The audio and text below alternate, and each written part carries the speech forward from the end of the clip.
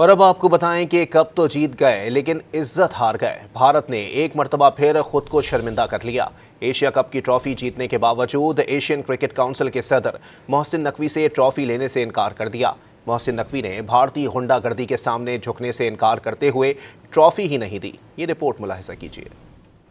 भारत ने Asia cup के साथ हठधर्मी का कप भी जीत लिया। मोदी सरकार के अहकामात पर मोहसिन नकवी से ट्रॉफी लेने से इनकार कर दिया। जेंटलमैन गेम को एक बार फिर दागदार कर दिया। भारत के एशिया कप जीतने के बाद इख्तितामी तकरीब ताखीर का शिकार रही। भारतीय क्रिकेट टीम ने मौक़िफ़ अपनाया कि वो एशियन क्रिकेट काउंसिल के पाकिस्तानी सदर मोहसिन नकवी से ट्रॉफी नहीं लेंगे। खेल में एक बार फिर सियासत लाने पर मोहसिन नकवी भी डट गए। स्टेज पर भारतीय टीम का इंतजार करते रहे। लंबी ताखीर के बाद इख्तितामी तकरीब शुरू हुई तो पाकिस्तान टीम को रनर अप प्राइज दिया गया। भारतीय टीम ट्रॉफी वसूल करने न आई और मोहसिन नकवी ग्राउंड से चले गए। इख्तितामी तकरीब बगैर ट्रॉफी दिए ही खत्म कर दी गई। भारतीय टीम को मेडल्स मिले और न ही चैंपियन का बोर्ड दिया गया। भारतीय टीम ने ट्रॉफी और चैंपियन बोर्ड के बगैर ही तस्वीर बनवाई और स्टेज पर जश्न मनाया। भारतीय खिलाड़ियों ने एशियन क्रिकेट काउंसिल के मुख्तलिफ मेंबरान से इनफरादी अवार्ड्स वसूल किए। उसके बाद भारतीय वजीर आजम नरेंद्र मोदी ने अपने ट्वीट में खेल और सियासत एक मर्तबा फिर एक कर दी। चेयरमैन पाकिस्तान क्रिकेट बोर्ड ने नरेंद्र मोदी को करारा जवाब दिया।